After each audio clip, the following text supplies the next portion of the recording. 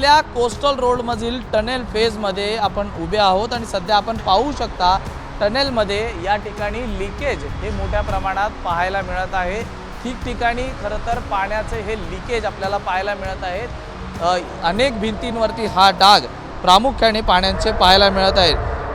त्याचबरोबर मुंबईत पावसाळ्याला अद्याप सुरुवात झालेली नाही आहे आणि तरीसुद्धा कोस्टल रोडच्या या बोगद्यांमध्ये गळती झाल्यामुळे एकूणच कोस्टलवरील या बोगद्याच्या कामावरती आता प्रश्नचिन्ह या ठिकाणी उपस्थित केलं जात आहे।